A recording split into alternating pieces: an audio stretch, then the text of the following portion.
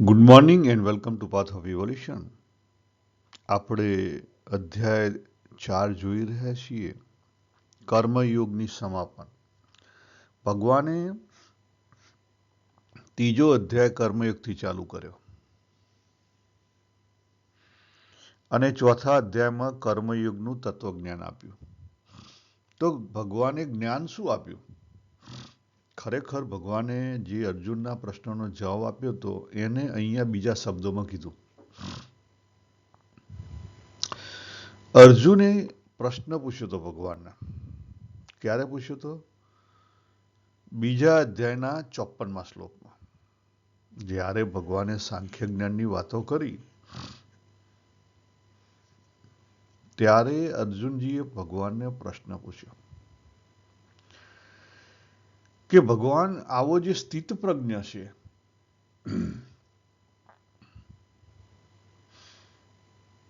એ કેવો છે? આવો સ્થિત પ્રજ્ઞ, સ્થિર બુદ્ધિવાળો માણસ કેવો હોય? અને ભગવાને પછી ત્યાં આપણે જોયું હતું કે ભગવાને સીધી ભાવની બધી વાતો કરી. ભગવાન ભાવ ઉપરથી બુદ્ધિ ઉપર લઈ ગયા. ભગવાન ભાવ ઉપરથી બુદ્ધિ ઉપર લઈ ગયા અને ભગવાને ત્યાં તરત જ 56મા શ્લોકની અંદર ભગવાને વાત કરી કે એવો જે મુનિ છે, દુઃખેષુ અનુદ્વિગ્ન મનાહા સુખેષુ વિગત સ્પૃહા. આ જે સેન્ટન્સ છે ને એ બહુ અગત્યનું. દુઃખ અને સુખ. દુઃખમાં કેવું વર્તન હોય જેનું? એને ઉદ્વિગ ના થાય. અને સુખની અંદર એનું કેવું વર્તન હોય? વિગત સ્પૃહા. એની અંદર રાગ ના હોય. એ જ સારનો સાર ભગવાન છેલ્લે સમાપન કરતા અહીંયા આપણને લઈ જાય છે. 39 અને 40 આની અંદર ભગવાને શું વાતો કરી? સંશયની વાત કરી, સમતાની વાત કરી. બરાબર? લાગે છે આપણને ન સમજાય. ભગવાને વાત આ જ કરી છે જે મેં બીજા અધ્યાયના 56મા શ્લોકની વાત કરી, એ જ વાત કરી છે. ભગવાન શું કહે છે કે ક્યાંય ભાગીને ક્યાંય જવાની જરૂર નથી. ભગવાને જ્યાં રાખ્યા છે ત્યાં, ભગવાને જ્યાં રાખ્યા છે ત્યાં જીવન કેવી રીતે જીવવું? 2 ઓપ્શન છે આપણી પાસે. આપણી પોતાની રસ રુચિ મુજબ ધર્મ અને કર્મ કરો અને ધીરે ધીરે એ પ્રમાણે કર્મ કરશો તો શાંતિ રહેશે. અને એકવાર શાંતિ રહેશે, મન શાંત રહેશે એટલે બુદ્ધિની અંદર પ્રકાશ થશે, વિવેક આવશે, વિવેક કામ કરી શકશે. કહેતા અંતરદ્રષ્ટિ, આત્મચિંતન આ બધું થઈ શકશે, જેના કારણે બુદ્ધિની અંદર રહેલા સંશયો નાશ પામશે. એન્ડ ઓફ ધ ડે શાંત મન એટલે સમભાવ અને સંશયો રહિત એટલે સમબુદ્ધિ. આ અંતઃકરણની અંદર આ 2 વસ્તુ થાય તો આપણને આત્મજ્ઞાન થાય. આ પહેલો રસ્તો. આ કોનો રસ્તો છે? જ્ઞાનીનો રસ્તો. હવે તમે કહો કે તમે જ્ઞાનીમાં નથી, બરાબર, તમે ભક્તમાં છો તો એમાં પણ તમે લાગી રહેજો. એમાં એનાથી ઊંધું છે. ભગવાને તમને જ્યાં રાખ્યા છે, ભગવાને જ્યાં રાખ્યા છે અને જ્યાં તમારો જે ધર્મ છે, જ્યાં તમારો જે ધર્મ છે એ ધર્મને અપનાવી લો.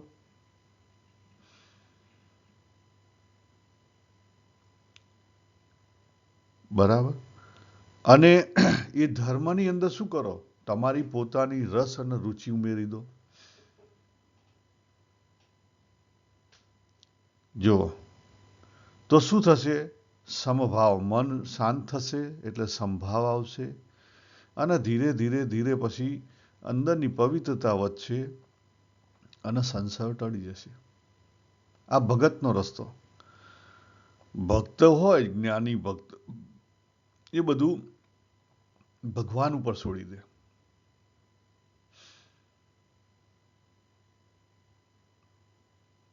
બરાબર. અને જે જ્ઞાની વાળો હોય, જ્ઞાન વાળો માર્ગ વાળો હોય, એના પાસે બે રસ્તા છે. એટલે રસ્તો એક જ છે, પણ એને સિક્કાની બે બાજુ જોવાય. બુદ્ધ ભગવાનની રીતે જુઓ તો શૂન્યની અંદર ઓગળી જાઓ, કશાની અંદર નહીં. રાઈટ. અને તમે એના એથી વિરુદ્ધ હિન્દુ પરમ પ્રમાણે જુઓ તો બધું જ બ્રહ્મન છે. ખ્યાલ આવ્યો કે નહીં? એની અંદર ઓગળી જાઓ, આઈધર ઓર. અને આપણે બે દ્રષ્ટાંત આપ્યા હતા. ભગવાન બુદ્ધનું આપ્યું હતું અને ગણિકાનું આપ્યું હતું. બરાબર. એટલે સિમ્પલ છે. અને ભગવાને અર્જુનજીને કીધું કે ભાઈ હવે આ બે વસ્તુ તારી અંદર થઈ જાય, બરાબર, એ બે વસ્તુ તું કરી લે અને ઊભો થઈ જાવે. તારા સંશયો છે એ સંશયો તું અગાડી દે. અને આજે તારું અત્યારે હાલ તારો પોતાનો જે ધર્મ બજાવવાનો છે, તારું કર્મ કરવાનું છે અત્યારે વર્તમાનની અંદર, એ તું સમત્વમાં રહીને એ કર્મ કરવા માંડ. જો કણિકાને એના ગુરુએ શું શીખવાડ્યું હતું? એ જ શીખવાડ્યું હતું કે ગ્રાહક તારો ગમે તે આવે, બ્રાહ્મણ આવે કે ચંડાળ આવે, તારે એને વેલ્યુ નથી, એક ગ્રાહકથી વધારે વેલ્યુ નથી આપવાની. જો આપણે ને અહીંયા ભૂલા પડીએ છીએ.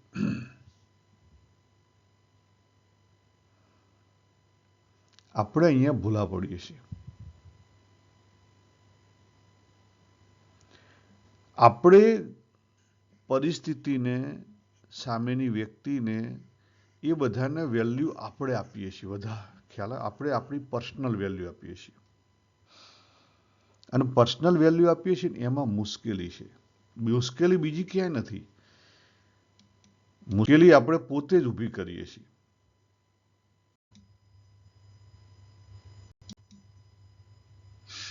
જો આ સ્ક્રીન, આપણને આપણા બાળકો પ્રત્યે પ્રેમ છે, નો પ્રોબ્લેમ,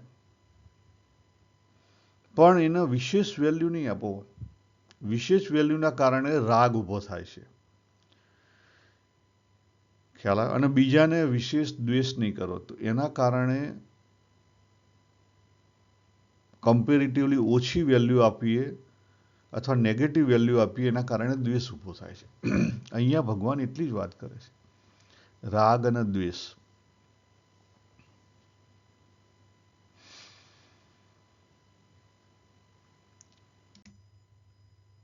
આપણને આ જોયું હતું, આજે સ્ક્રીન ઉપર દેખાય ને, સ્ક્રીનનું, જ્યારે કોઈ પણ પોઝિટિવ સાઈડ વિશેષ વેલ્યુ આપીએ ત્યારે આપણે જ્યાં હોઈએ ત્યાં અતિમાં જવા માંડીએ.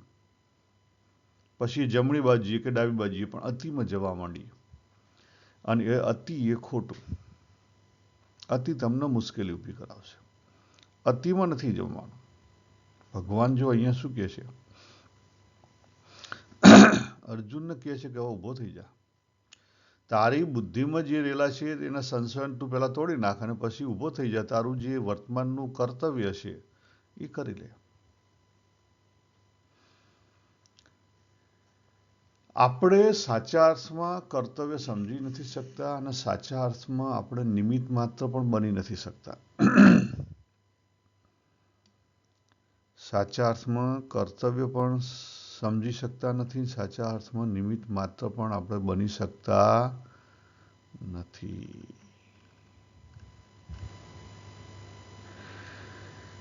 બીજી વસ્તુ, આપણે જે અહીંયા બતાવેલું છે ને 3 સ્ટેપની સાધના,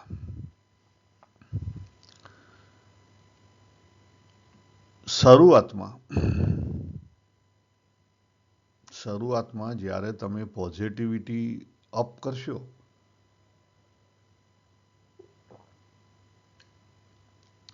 એટલે નેગેટિવિટી અપ થશે. યાદ રાખો. બેની વચ્ચે ગેપ વધશે, બેની વચ્ચે ગેપ વધશે, અને એ જે ગેપ વધી ને, એ ગેપ વખતે તમારે કેરફુલ રહેવું પડશે, સાવધાન રહેવું પડશે.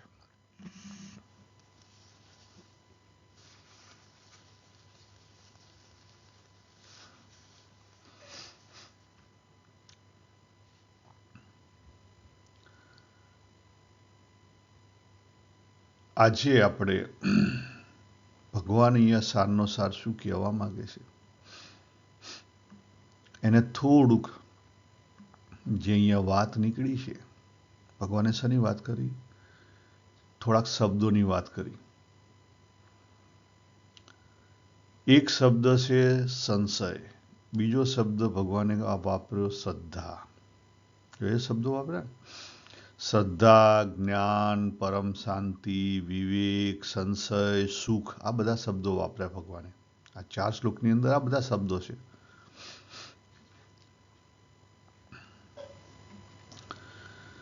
તો અને સમતા, યોગ, યોગ કહેતા સમતા.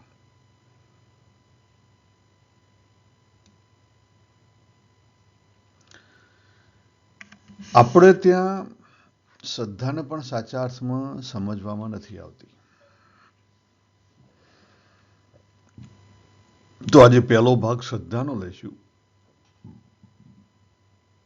અને ત્યાંથી પછી છેલ્લે જે ભગવાન કહે છે સંશય કેવી રીતે દૂર કરવા.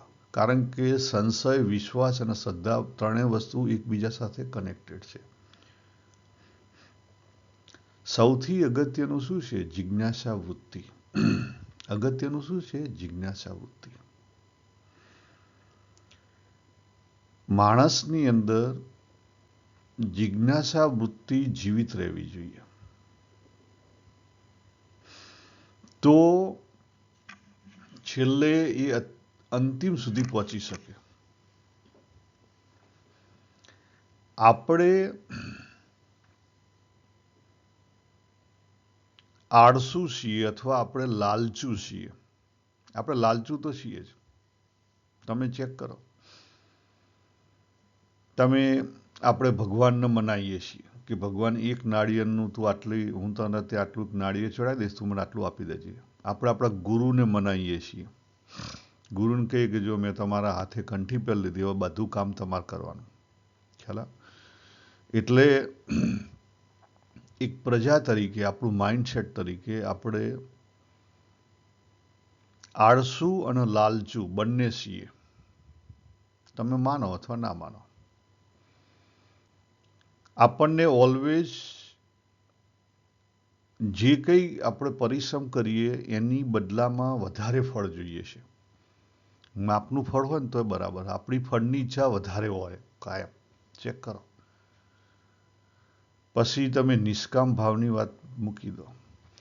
નિષ્કામ ભાવમાં તમે સેવા જે કરવા જો ને, એ નિષ્કામ ભાવ બતાવવા જોશો.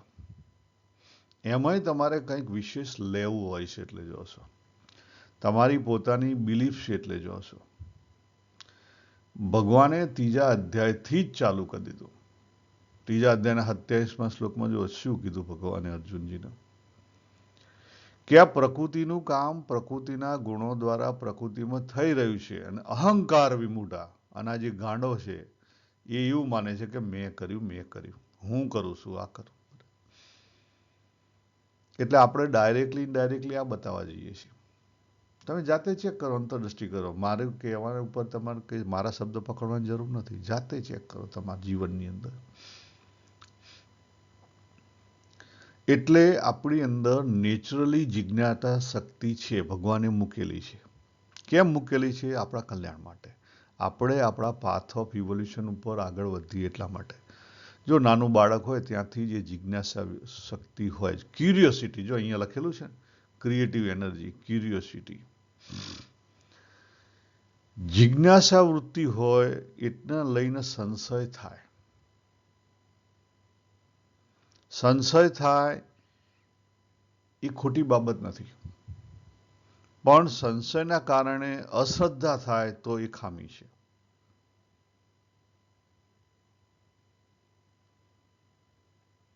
હવે કેટલીક થોડીક તમને ડિટેલિંગની વાત કરું.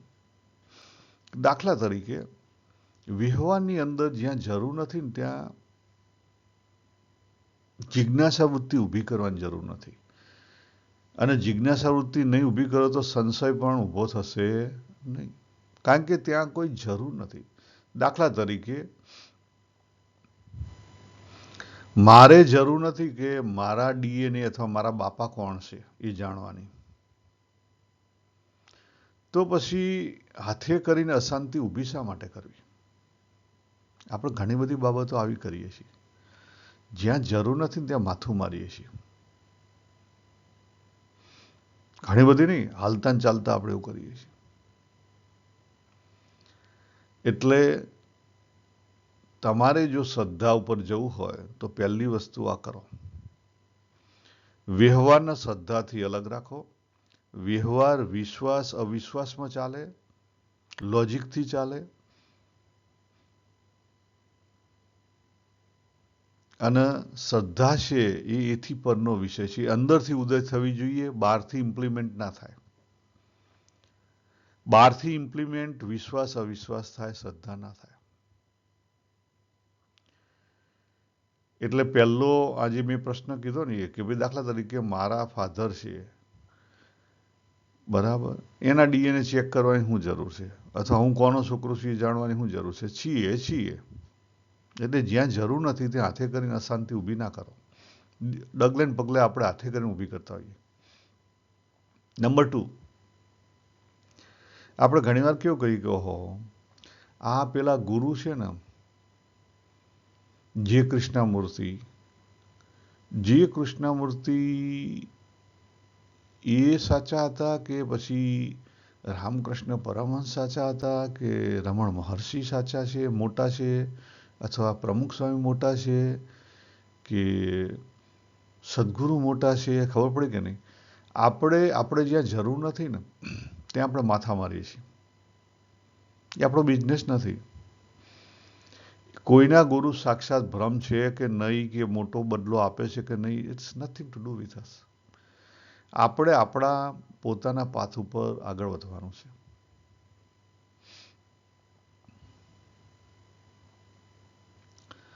આપણે આપણા પોતાના પાથ ઉપર જ્યારે સ્વીકૃતિ આવે, અંદરથી ઉદય થાય,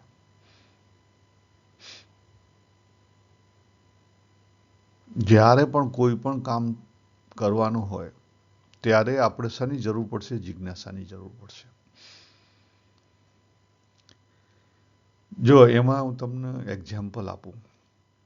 અર્જુને યુદ્ધ સ્વીકાર્યું પરંતુ જિજ્ઞાસા વૃત્તિ જીવિત રાખી. ચેક કરો. યુધિષ્ઠિરે યુદ્ધ સ્વીકાર્યું પરંતુ જિજ્ઞાસા વૃત્તિ જીવિત ના રાખી. એટલે સ્વીકૃતિ એટલે શ્રદ્ધા. આપણે શ્રદ્ધા ઓલવેઝ સ્વીકૃતિ બેઝ હોય, બરાબર? આપણે શું સ્વીકારીએ છીએ? આપણી શ્રદ્ધા તો હશે પણ કાયમ શ્રદ્ધાની સાથે જિજ્ઞાસા વૃત્તિ રાખવી પડશે. આપણે શું કરીએ છીએ? મેં તમને પહેલાં જે વાત કરી કે આપણે બહુ હોશિયાર છીએ. આપણે આળસુ પણ છીએ અને આપણે લાલચુ પણ છીએ. આપણે આપણા ગુરુ પાસેથી બધું લઈ લેવું હોય છે. કેવી રીતે? ડાયરેક્ટલી એમની. મેં કંઠી પહેરી, હું દાન ધર્માદો કરું છું, બાકીનું બધું તમારે કરવાનું, બરાબર? અને બીજું શું કરીએ છીએ આપણે ભગવાનને કહીએ ને કે આ એક નારિયેળ ચડાયું, આટલું મારું કામ કરી દેજે. ખ્યાલ આવે? એટલે વ્યવહારની અંદર હવે જો મેં કેટલું કીધું? 3 વસ્તુ કીધી ને, આ ચોથી વસ્તુ કહું. વ્યવહારની અંદર શ્રદ્ધા વચ્ચે ના લાવો.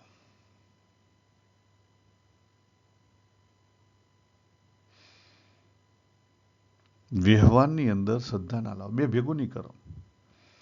જો બધા શાસ્ત્રો, બધા ભક્તોની વાણી, પરમાત્મા બધું સત તરફ જ લઈ જાય છે. ઈશારા બધા એક જ કરે છે, અલગ અલગ રીતે કરે છે. બધું અલગ અલગ રીતે કરે છે. એટલે બહુ વિશેષ એમાં ઊંડા ઉતરવાની જરૂર નથી. કમ્પેરિઝન કરવાની જરૂર નથી. તમે તમારું શોધી લો. ભગવાને આપણને જ્યાં રાખ્યા છે ત્યાં બી હાલ આપણે વાત કરી, આપણી પોતાની જે આગળ આપણો અભ્યાસક્રમ અધૂરો રહેલો છે ને એને કાં આગળ વધારો, કાં પછી એ આગળ નથી વધી ગયો તો એ જે સ્કિલ તમે આગળથી લઈને આવેલા છો એને આ વખતે વાપરી દો.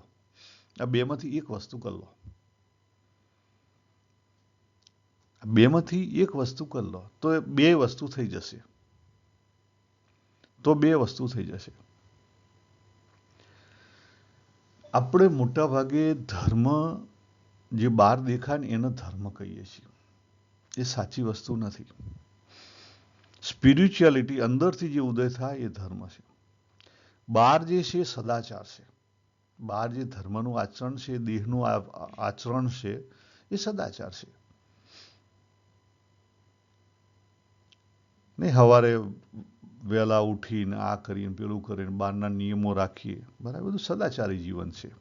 જો ગામની અંદર એવા માણસો હશે કે સવારે ઉઠી 5 વાગે ઉઠી જાય, નહીં ધોઈને તૈયાર થઈને જે કંઈ ટીલા ટપા કરવાના બધું કરીને મંદિરે જાય, મંદિરે આરતીમાં ભાગ લે, બરાબર. નોટ ઓનલી મંદિરે, કેટલાક મંદિરે જાય, મહાદેવે જાય, એમ કરી પછી ચકલાનું દાણ નાખે ને એમ કરીને સવારે 7 વાગે પાછા આવીને પછી ચા નાસ્તો ને બધું કરે. ખ્યાલ આવ્યો? એમાં પણ ખાવા પીવામાં આજે એકાદશી આપેલું નાના એ બધી વસ્તુ આમ અપ ટુ ડેટ હોય. એ સદાચારી કહેવાય. સદાચાર એ સારી બાબત છે, યસ, સારી બાબત છે. પણ તમારું બહારનું આવરણ કરશે, બીજું નહીં કરે. જો સ્ટેપ 1માં સદાચાર જરૂરી છે. હવે સ્ટેપ 2માં 2 વસ્તુની જરૂર છે. કઈ વસ્તુ? આપણે પોતે સાધના કરવાની છે. સાધના આપણી પોતાની કોની ઉપર હોય? સાધના કોની ઉપર હોય? મન ઉપર હોય. કોની ઉપર હોય? મન ઉપર હોય. મન કહેતા ભાવ, જે અત્યારે ભાવ ભગવાને વાત કરી કે સમભાવ થવો જોઈએ, અંદર પ્યોરિટી આવવી જોઈએ. આપણી પ્યોરિટી ઉપર વર્ક કરવાનું છે. બીજું શેની ઉપર કરવાનું છે?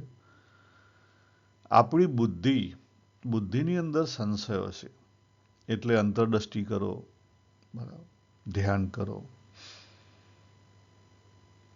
આ 2 વસ્તુ કરીએ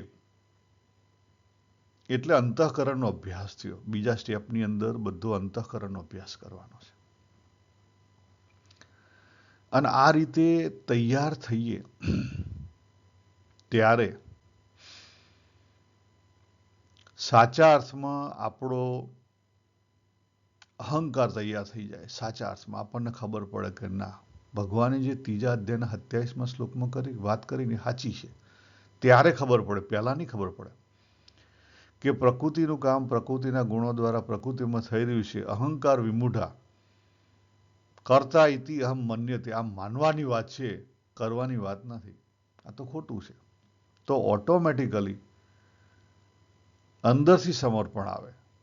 બહારનું સમર્પણ ખોટું છે. આપણે શું કરીએ છીએ? બહારનું સમર્પણ લાવીએ છીએ.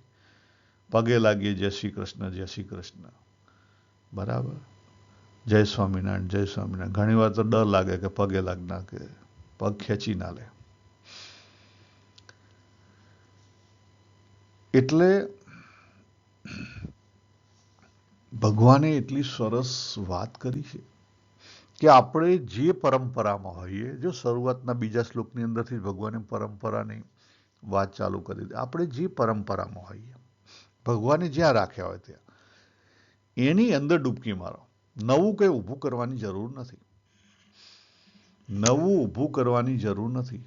ભગવાન ક્યાં નથી કોડો, પણ આપણે ભગવાન બીજે શોધવા જઈએ છીએ. જો આપણી તકલીફ ક્યાં છે? માછલી છે એ દરિયાને શોધવા નીકળી. માછલી પોતે દરિયામાં છે, દરિયાને શોધવા નીકળી. હું બાબુ ભગવાનને શોધવા નીકળ્યો. ક્યાં શોધવા નીકળ્યો? બહાર. હું પોતે ભગવાનની અંદર છું. હું પોતે ભગવાનની અંદર છું. વાસુદેવ સર્વમ, ભગવાનની અંદર આવી જાય ને આપણે, જેમ અત્યારે હાલ આપણે સ્પેસની અંદર બેઠેલા છીએ, એ જ રીતે આપણે ભગવાનની અંદર બેઠેલા છીએ. એ તત્વના કારણે આપણે જીવિત છીએ, બોલી રહ્યા છીએ, કરી રહ્યા છીએ, બધું કરી રહ્યા છીએ.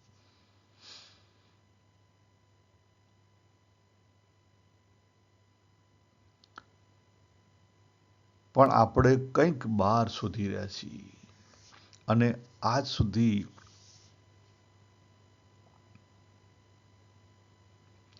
આ જગતની અંદર કંઈક વિશેષ બહાર કરી અને વિશેષ મળે છે, એ જે આપણી ધારણા થઈ છે ને, એ ભગવાન ઉપર લગાવીએ છીએ. ખોટી બાબત છે.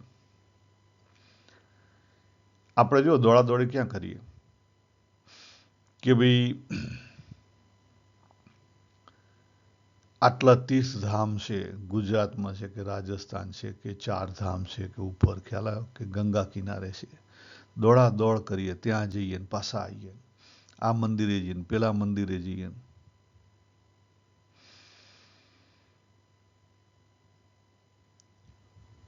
હા, બરાબર છે, જરૂરી છે, જરૂરી છે.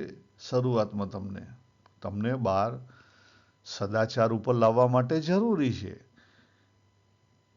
પણ એને આપણે બહુ વધારે પડતું મહત્વ આપીએ છીએ. મારા એક પ્રશ્નનો તમે જવાબ આપો. ગામની અંદર મંદિર હોય તો જ તમને ભગવાનની પ્રાપ્તિ થાય?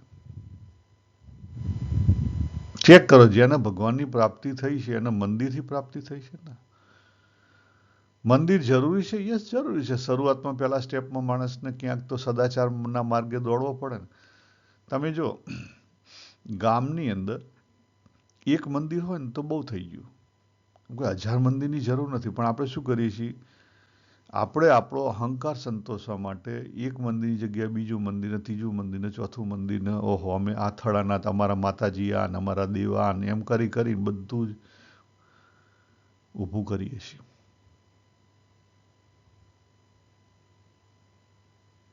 આપણે બહાર શોધવા નીકળેલા છીએ, બહાર નહીં મળે.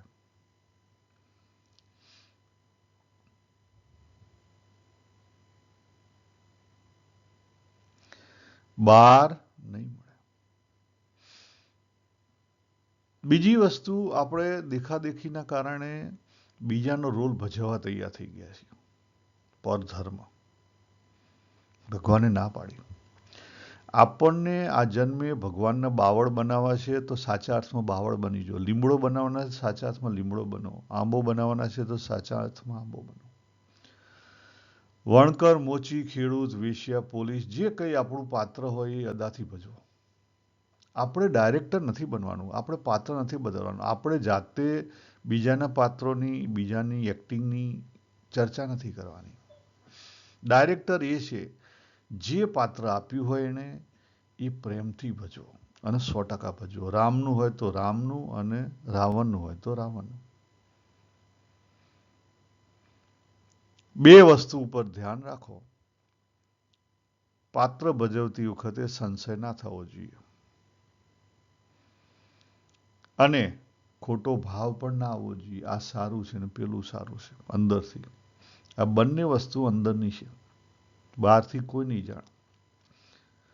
અને આ બે વસ્તુથી ઉપર જતા રહ્યા, સમજી લો તમે કર્તૃત્વથી પર જતા રહ્યા.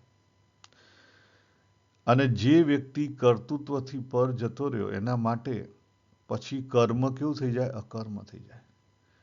કર્મ કેવું થઈ જાય? અકર્મ થઈ જાય. એટલે પ્રશ્ન એ થાય કે તો પછી આ જે અકર્મ, અકર્તાપણું આવે કેવી રીતે? અકર્તાપણું એટલે સમર્પણ. પણ આ સમર્પણ થાય કેવી રીતે? અને સુખ સંતોષનો અનુભવ કેવી રીતે થાય? આપણા જે કોઈ અંદરના સ્વભાવ છે એ વહી રહે છે, પણ એમાં શું છે? ભેડી ચાળો છે રાગ દ્વેષનો. જો અહીંયા આ દેખાય, આ જે સ્ક્રીન છે એની ઉપર આ જે ભાવ છે ને, અહીંયા મેં ભાવની શરૂઆત કરી. અહીંયા ભગવાને શું વાત કરી છે? બે રીતે થઈ શકે. તમે તમારી જે પર્સનાલિટી છે, આપણે બે રીતે જોયું, પર્સનાલિટી છે એ પ્રમાણે તમારું કર્મ શોધી લો. નંબર 1. કાં પછી તમને ભગવાને જે આ રાખ્યા છે, તમારું જે કર્મ છે, એની અંદર તમે તમારી પર્સનાલિટી મિક્સ કરી દો, રસ રુચિ ઉમેરી દો, અને એ તમને નથી ફાવતું, એ બધી ખબર નથી પડતી, તો સિમ્પલ રાખો. અહીંયા જે આ વસ્તુ છે ને, બહુ જ સિમ્પલ વસ્તુ છે. તમે ચેક કરો કે તમારી ક્યુરિયોસિટી, તમારો ભાવ, તમારો પ્રેમ ક્યાં છે. એની તો દરેક લગભગને ખબર હશે. મોહ, શરૂઆતમાં ભલે ને પ્રેમ ના ખબર પડતી, મોહ તો ખબર પડે છે કે મને રૂપિયામાં રસ છે, કે મને એસેટમાં રસ છે, કે મને ધંધામાં રસ છે, કે મને સેક્સમાં રસ છે. ક્યાંક તો રસ હશે. મને મારા બાળકો બહુ પ્રિય છે, કે મને મારા મા બાપ બહુ પ્રિય છે, મને સમાજનું માન બહુ પ્રિય છે. ક્યાંક તો હશે. એ શોધી કાઢો. તમે આની અંદર ક્યાં છો એ શોધી કાઢો. ખ્યાલ આવે? અને નંબર, સપોઝ તમે અહીંયા નીચે ક્યાંક છો, તો એની અંદર તમને જે પ્રેમ છે ને, એ પ્રેમની શુદ્ધિ માટે તમે તૈયાર થઈ જાઓ. એ પ્રેમ છે ને, એ અશુદ્ધિ છે. એમાં અશુદ્ધિ કાઢી નાખો, રાગ દ્વેષ કાઢી નાખો, તમે તરત જ અહીંયા વચ્ચે આવી જશો. અને એને સમજવા માટેનું સૌથી સારામાં સાદું, જો તમે ગૃહસ્થ છો તો તમારી જે લાઈફ પાર્ટનર છે તમને બહુ મદદ કરશે. તમે જો ગૃહસ્થ છો તો જીવનની અંદર તમે તમારા પ્રેમી સાથે એક થઈ જવાનો કેટલો પ્રયત્ન કર્યો, વિચાર કરો જાતે. છતાં નથી થઈ શક્યા. પણ કેમ નથી થઈ શક્યા? અને એ ઉભરા આવે છે કેમ? ચેક કરો. એ સારા માટે આવે છે, પણ આપણે એને સમજી શકતા નથી. એની અંદર જે એટ્રેક્શન રહેલું છે, જે એનર્જી રહેલી છે, એનર્જીમાં આપણે 3 વસ્તુ જોઈ હતી. એ એનર્જીનો જે ફુવારો છે, એની અંદર ભાવ પણ છે, એનર્જી, ભાવ અને જ્ઞાન, 3 વસ્તુ છે. આપણે જ્ઞાન સમજી નથી શકતા. કેમ? કારણ કે આપણે બેહોશીમાં થઈ જાય છે. હોશમાં કરો તો ધીરે ધીરે ધીરે તમારી જે માંગ છે ને, એ અંદર સંતોષવા માંડશે. તમારી એનર્જી અંદર, અધૂરી એનર્જી બહાર પાત્રના હોદે છે, એ અંદર અધૂરી એનર્જી ધીરે ધીરે ધીરે બેલેન્સ થવા માંડશે. એ ક્રિએટિવ એનર્જીમાં ફેરવાઈ જશે. જે નોન ક્રિએટિવ છે, જે વહી રહી છે એમની, એ ક્રિએટિવમાં ફેરવાશે. એટલે તમે L2 ઉપર આવી ગયા. અને ક્રિએટિવમાં ફેરવાય છે, હજી બહાર જઈ રહી છે, એને ધીરે ધીરે ધીરે ધીરે ધીરે ઇંગ્લેન્ડ પિંગ્લેન્ડ અંદર કરી લો. તો પછી ધીરે ધીરે તમારા આત્મના તૃષ્ટ થશે. બાકી કોઈ રીતે થશે નહીં. There is no other way. અને આ સહેલામાં સહેલો રસ્તો છે. સહેલામાં સહેલો. સહેલામાં સહેલો. ભગવાન કઈ કઈને આ જ વસ્તુ કહેવા માંગે છે. આપણે સમજવું નથી, પકડવું નથી, એટલે બીજી બધી વાતો કરીએ છીએ.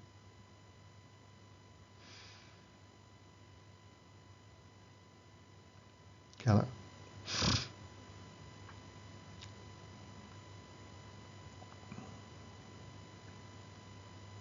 તો આજે આપણે જે આ શ્રદ્ધાવાળી વાત કરી, એને અહીંયા આપણે પૂરી કરીએ. આવતીકાલે આપણે રિયાલિટી ચેક ઉપર જઈશું થોડુંક, અને ત્યાં પછી આપણે સમાપન કરીશું. સર્વેને જય શ્રી કૃષ્ણ. હરિઓમ તત્સત. હરિઓમ તત્સત. હરિઓમ તત્સત.